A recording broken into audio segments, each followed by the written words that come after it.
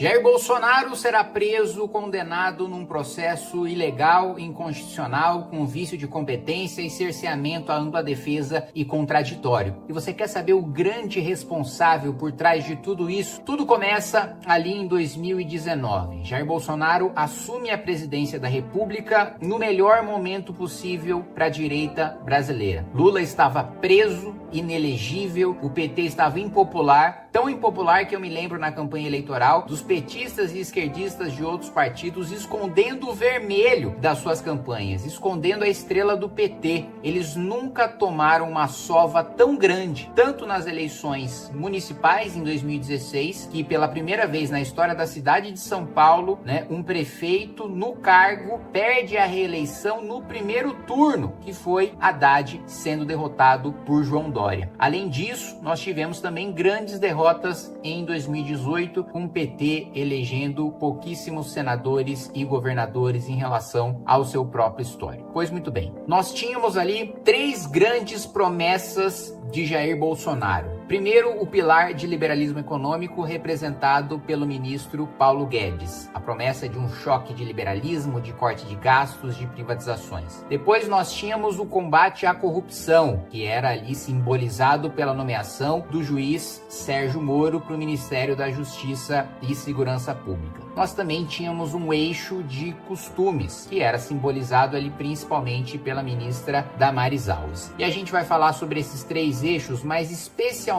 com o foco na questão da Lava Jato, da justiça, da promessa de combate à corrupção. Um dos primeiros atos de Jair Bolsonaro foi nomear Augusto Aras para a Procuradoria-Geral da República. Augusto Aras, um petista, amigo íntimo de José Dirceu, dava festas em sua casa para Dirceu e seus amigos, e nós ficamos sem entender. Eu me lembro de eu e outros parlamentares de direita questionarmos no Congresso Nacional por que Augusto Aras? Por que um petista e não uma pessoa, por exemplo, da força-tarefa da Operação Lava Jato ou algum grande promotor, procurador conhecido pelo combate à corrupção? Alguém envolvido em prisões de petistas por crimes de colarinho branco? Ninguém entendeu, né? Augusto Aras, no seu primeiro ato, acabou com a Operação Lava Jato, proibiu o modelo de força-tarefa da Lava Jato para todas as outras operações de combate a crime organizado, de combate à corrupção no Brasil inteiro, e foi a favor do chamado inquérito do fim do mundo, o inquérito das fake news. Para quem não se lembra, o ministro Dias Toffoli desrespeitou o regimento do próprio Senado, que diz que você só pode abrir investigação de ofício,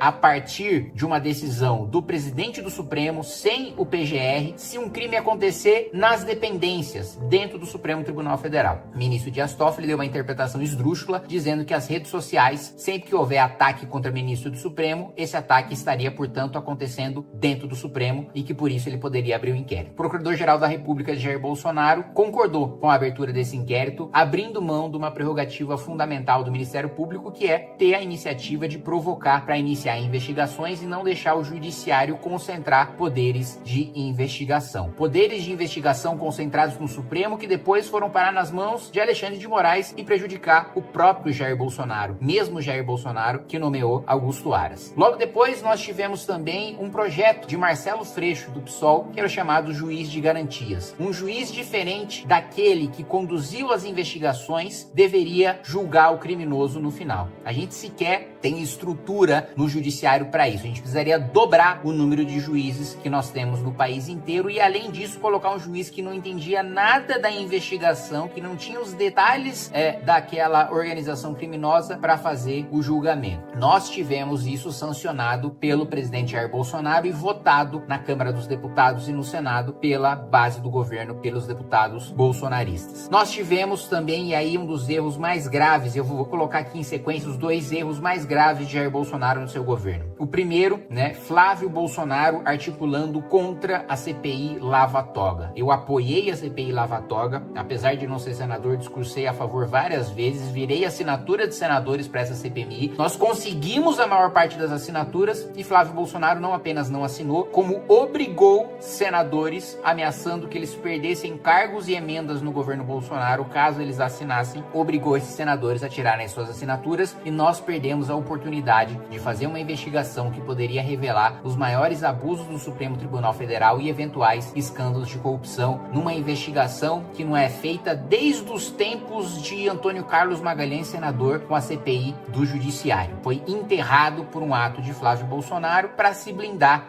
junto ao Supremo, para fazer uma média com o Supremo Tribunal Federal para se blindar das investigações contra seus escândalos de corrupção de rachadinha. Jair Bolsonaro, em sequência, comete mais um erro. Nós aprovamos no Congresso Nacional o projeto 2121 de 19, que estabelecia um limite claro para decisões monocráticas, obrigando essas decisões a serem logo em seguida julgadas pelo colegiado do Supremo Tribunal Federal. A pedido do então presidente do STF, ministro Dias Toffoli, Jair Bolsonaro veta o fim das decisões monocráticas, que agora tem sido um parto para nós conseguirmos aprovar essa medida novamente. Tudo isso porque Dias Toffoli tinha acabado de suspender todas as investigações envolvendo o COAF, o núcleo que basicamente investiga transações financeiras, organizações criminosas, crime de colarinho branco, movimentações financeiras atípicas. E é justamente o COAF que tinha concedido as informações para a Receita e permitido a detecção do crescimento anormal de patrimônio de Flávio Bolsonaro e o início das investigações. Então, em troca da suspensão dessa investigação, Jair Bolsonaro veta o projeto. Mas o pior ainda estava por vir. A nomeação de Cássio Nunes Marques para o Supremo Tribunal Federal. Cássio Nunes deu uma decisão que foi fundamental para devolver os direitos políticos do Lula e reviver o PT, que foi permitir que Lula e o PT tivessem acesso às mensagens hackeadas e, portanto, um acesso a provas ilícitas, ilegais, mensagens hackeadas do celular de Sérgio Moro e da Força-Tarefa da Lava Jato. Não só que eles tivessem acesso, mas permitiu que eles usassem provas ilegais em sua defesa. Cássio Nunes, portanto, na sua decisão, faz com que Lula volte ao jogo. Eu estava ao lado de Eduardo Bolsonaro quando ele deu um discurso numa comissão dizendo que era bom que Lula estivesse solto porque isso reviveria o sentimento anti-PT e fortaleceria Bolsonaro para as eleições. É muito melhor o Lula solto. O Lula solto vai reviver aquele sentimento antipetista que uniu todo mundo nas ruas para tirar Dilma Rousseff. Essa era a aposta de Bolsonaro para vencer as eleições tranquilamente. Tornar reelegível Lula, que seria um sujeito tão rejeitado, mas tão rejeitado, que não teria a menor chance de vencer as eleições. Jair Bolsonaro também, ao responder aos seus próprios eleitores sobre o voto de Cássio Nunes, disse: se tiver que soltar o Lula, que solte. E se tiver que votar para absolver o Lula no processo, que vote. Ou tudo, quando se acusa uma pessoa, tudo do que ela é acusada é para ser verdadeira. Ou todas as pessoas são culpadas pelos crimes dos quais elas são acusadas, insinuando que Lula seria inocente da acusação da Lava Jato. Nós tivemos também a decisão de Cássio Nunes Marques, que anulou a delação de Antônio Palocci. Eu mesmo tive a oportunidade de interrogar o Palocci na CPI do BNDES, que eu fui vice-presidente, e ele revelou em sessão secreta, em reunião secreta, todos os esquemas de pagamento de propina envolvendo o PT, do qual ele foi operador e que ele também delatou na Lava Jato. Mais uma vez, Cássio Nunes contribuiu para a soltura de criminosos petistas. Nós tivemos um voto de Cássio Nunes diretamente contra Jair Bolsonaro. Foi votado,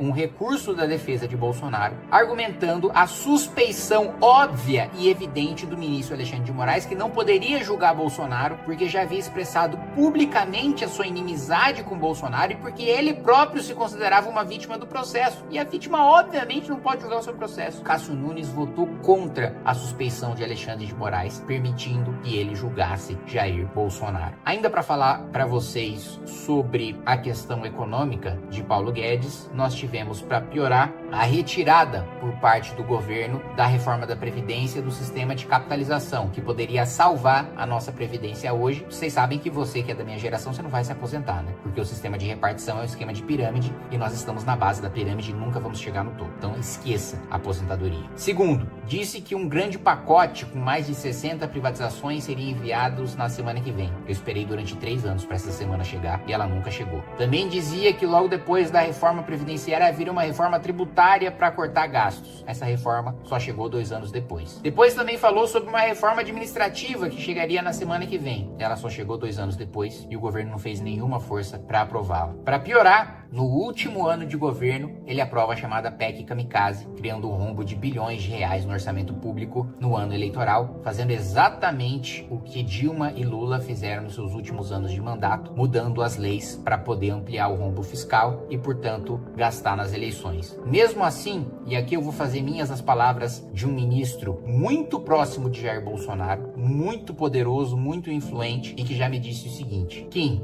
Jair Bolsonaro fez muita força para perder as eleições e quase que ele não consegue. Foi o primeiro sujeito na história do país a perder uma reeleição, mesmo comparado com Dilma Rousseff, que fez um dos piores mandatos da história do Brasil, afundou o Brasil na pior crise econômica, pior do que uma pandemia, e ainda assim ela foi reeleita. Então, meus amigos, o grande culpado pela condenação e pela prisão até a sua morte de Jair Messias Bolsonaro chama-se Jair Messias Bolsonaro. Por causa da sua covardia, foi refém da própria frouxidão, foi refém dos escândalos familiares e afundou todo o país em razão da sua fraqueza, da sua covardia e do rabo preso da sua família.